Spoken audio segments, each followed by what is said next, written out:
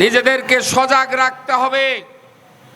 আমাদের মধ্যে ষড়যন্ত্রকারীরা ঢুকে পড়েছে এই আন্দোলনকে অন্য খাতে প্রবাহিত করার জন্য। জননেত্রী শেখ হাসিনা স্বপ্ন দেখেন না, উনি স্বপ্ন বাস্তবায়ন করেন। উনি পদ্মা সেতু দিয়েছেন, আমার মাথার উপরে মেট্রো রেল দেখতে পাচ্ছি। উনি কি দিয়েছেন? উনি এলিভেটেড এক্সপ্রেসওয়ে দিয়েছেন, উনি কর্ণফুলী টানেল দিয়েছেন। অনেক ব্যক্তি বলেছেন এই আন্দোলন নাকি সরকার বিরোধী আন্দোলন।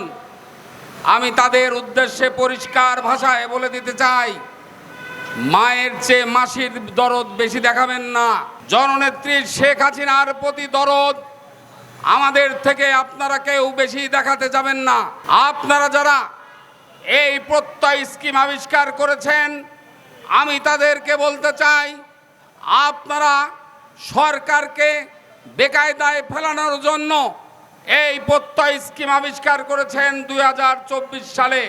এই আন্দোলনকে আরও বেশি উস্কে দেওয়ার জন্য বিশ্ববিদ্যালয় মঞ্জুরি কমিশন হঠাৎ করে অভিন্ন নীতিমালার নামে আরেকটি নীতিমালা সুপারিশ করেছে শিক্ষা মন্ত্রণালয়ে। 12 দফা সম্বলিত স্মারকলিপি দিয়েছিলাম। এই 12 দফার অর্ধেক দফা বাদ রেখে বাংলাদেশে কোনো অভিন্ন নীতিমালা বাস্তবায়ন করতে দেওয়া হবে না, হবে না, হবে না।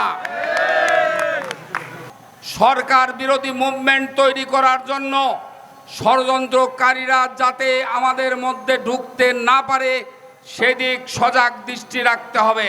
আপনারা ইতিমধ্যেই জানতে পেরেছেন, বাংলাদেশ আন্তঃবিশ্ববিদ্যালয় কর্মচারী ফেডারেশন আমাদের সঙ্গে একাত্মতা ঘোষণা করেছেন। আমি তাদেরকেও ধন্যবাদ জানাই। আমি আমার বক্তব্যের শুরুতেই 52 ভাষা আন্দোলন, 66-র 6 দফা, 69-এর গণ অভ্যুত্থান, 70-এর নির্বাচন, 71-এর মহান মুক্তিযুদ্ধ, 1975 সালের জাতির পিতা বঙ্গবন্ধু শেখ মুজিবুর রহমান সহ 15 আগস্টে নিহত সকল শহীদের রুহের মাগফিরাত কামনা করছি। 1975 সালের 3রা নভেম্বর, 2004 সালের 21শে আগস্ট সহ সকল গণতান্ত্রিক আন্দোলনে যারা শহীদ হয়েছেন, আমি সকলের রুহের মাগফিরাত কামনা করছি। প্রিয় ভাই ও বোনেরা আমার, অনেকেই বলেছেন, অনেক ব্যক্তি বলেছেন এই আন্দোলন নাকি সরকার বিরোধী আন্দোলন। আমি তাদের উদ্দেশ্যে পরিষ্কার ভাষায় বলে দিতে চাই, মায়ের চেয়ে মাসির দরদ বেশি দেখাবেন না। মীর মোর্শেদ এবং নজরুল ইসলাম হীরার নেতৃত্বে বাংলাদেশ আন্তঃবিশ্ববিদ্যালয় অফিসার্স ফেডারেশনের যে কমিটি আছে, এই কমিটিতে কোনো রাজাকারের বংশধর নেই, এই কমিটিতে কোনো জিন্দাবাদের লোক নেই। এই কমিটিতে যারা আছে তারা বিভিন্ন এলাকায় বাংলাদেশ ছাত্রলীগের সরাসরি রাজনীতির সঙ্গে জড়িত ছিল। তাই আমি আপনাদেরকে বলতে চাই, জননেত্রী শেখ হাসিনার প্রতি দরদ আমাদের থেকে আপনারা কেউ বেশি দেখাতে যাবেন না। আপনারা যারা এই প্রত্যয় স্কিম আবিষ্কার করেছেন, আমি তাদেরকে বলতে চাই, আপনারা সরকারকে বেকায়দায় ফেলানোর জন্য এই প্রত্যয় স্কিম আবিষ্কার করেছেন 2024 সালে। আমি আজকের সমাবেশ থেকে আপনাদেরকে একটি জিনিস মনে করিয়ে দিতে চাই, সেটি হচ্ছে 2023 সালের 27শে ডিসেম্বর গণতন্ত্রের মানুষকন্যা 18 কোটি মানুষের আশ্রয়স্থল জননেত্রী শেখ হাসিনা যে নির্বাচনী ইস্তেহার ঘোষণা করেছিলেন, সেই ইস্তেহারে 2023 সালের 13ই আগস্ট সর্বজনীন পেনশন নীতিমালাকে উনি সমর্থন দিয়ে বলেছিলেন, যারা পেনশনভুক্ত নাগরিক নয়, আমি আবারও বলছি, যারা পেনশনভুক্ত নাগরিক নয় যাদেরকে উনি পেনশনের আওতায় আনতে চেয়েছিলেন, এটা ছিল ওনার নির্বাচনী অঙ্গীকার। বাংলাদেশ আন্তঃবিশ্ববিদ্যালয় অফিসার্স ফেডারেশনের পক্ষ থেকে জননেত্রী শেখ হাসিনার আপনাকে বলি, আপনি আপনার নির্বাচনী যে অঙ্গীকার, সেই অঙ্গীকার বাস্তবায়ন করেন। আমরা তো পেনশন পাই, আমরা তো পেনশন পাচ্ছিলাম, আমাদেরকে কেন প্রত্যয় স্কিমে ঢুকানো হবে? আজকে আপনাকে বিপদে ফেলানোর জন্য একটি বিশেষ মহল এই সব আমদানি করছে।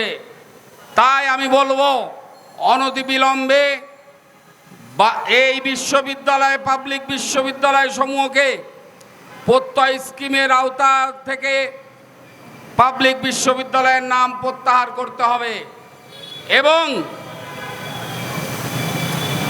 আমরা যখন রাজপথে আন্দোলন করছি, এই আন্দোলনকে আরও বেশি উস্কে দেওয়ার জন্য বিশ্ববিদ্যালয় মঞ্জুরি কমিশন হঠাৎ করে অভিন্ন নীতিমালার নামে আরেকটি নীতিমালা সুপারিশ করেছে শিক্ষা মন্ত্রণালয়ে। আমাদের কথা খুব পরিষ্কার, সেটা হচ্ছে 2020 সালে আমরা বিশ্ববিদ্যালয় মঞ্জুরি কমিশনের কাছে যে 12 দফা সম্বলিত স্মারকলিপি দিয়েছিলাম, এই 12 দফার অর্ধেক দফা বাদ রেখে বাংলাদেশে কোনো অভিন্ন নীতিমালা বাস্তবায়ন করতে দেওয়া হবে না, হবে না, হবে না। সংগ্রামী সাথী ও বন্ধুরা আমার, নিজেদেরকে সজাগ রাখতে হবে। আমাদের মধ্যে ষড়যন্ত্রকারীরা ঢুকে পড়েছে এই আন্দোলনকে অন্য খাতে প্রবাহিত করার জন্য, সরকার বিরোধী মুভমেন্ট তৈরি করার জন্য। ষড়যন্ত্রকারীরা যাতে আমাদের মধ্যে ঢুকতে না পারে সেদিক সজাগ দৃষ্টি রাখতে হবে।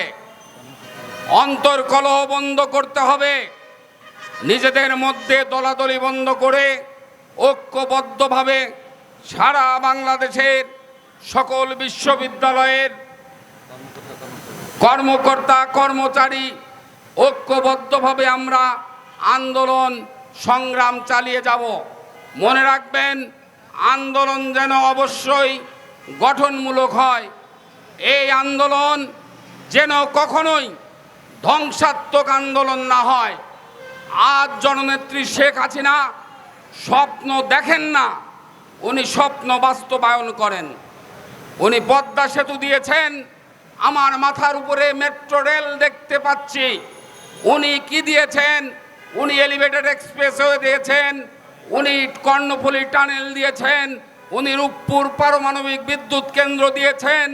বাংলাদেশের কে উনি স্যাটেলাইটের যুগে প্রবেশ করিয়েছেন।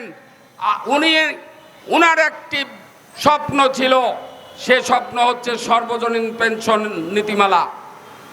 সেই উনার স্বপ্ন বাস্তবায়ন হোক।